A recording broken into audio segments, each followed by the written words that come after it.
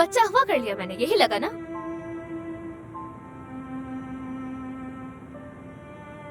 शाइमा, तुम चुप रहो ज़ावियर।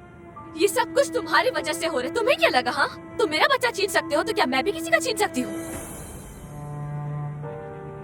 शाइमा, यार मेरी गलती है, बस मैं ही थोड़ा घबरा गई थी, इसलिए तुमने ये ऐसा सब... सोचा भी कैसे? हाँ, ऐसा कैसे कर सकती हूँ मैं तुम्हारे साथ? और मैं ऐसा करूंगी भी क्यों आखिर?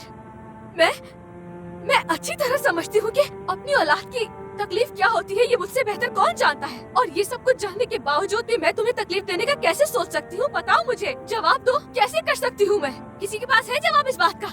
शाइमा, इसलिए क्योंकि तुमने कहा तुम अजीब फील कर रही हो। यार, अगर मैंने तुमसे अपने दिल की बात शेयर भी की तो उसका क्या मतलब है कि तुम मेरे बारे में इस तरह से सोचोगी कि मैं इसका बच्चा लेकर भाग गई हूँ? बस छोड़ो इसे प्लीज, हम कहीं आराम से बैठ के बात करते हैं, तुम्हें भी सुकून मिलेगा। तुम इसकी फिक्र मत करो कि मुझे कहाँ सुकून मिलेगा। और वैसे भी मेरा सूटकेस यहाँ अंदर ही रखा हुआ है, अब मैं कहीं नहीं जा रही, मेरा दिल ही नहीं चाह रहा। ठीक है, बहुत शुक्रिया तुम सबका। यार नाराज मत हो। छोड़ो जीनिया, अफसोस है तुम पर। तुम सब ने मिलकर मुझ पर शक किया है, शर्म आनी चाहिए। शाइमा, देखो हम सच में तुमसे माफी मांगते हैं। नहीं शामिर, असल में तो माफी मुझे मांगनी चाहिए। वो क्या है ना कि तुम्हारे बच्चे को किडनैप करने की कोशिश तो की है। जानती हूँ कि अच्छा नहीं किया है मैंने, माफ कर देना मुझे प्लीज तुम सब।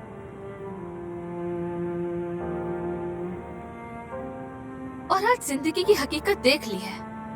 पता है, पहले मैंने सिर्फ अपने बच्चे को खोया था और आज दोस्तों को भी खो दिया है।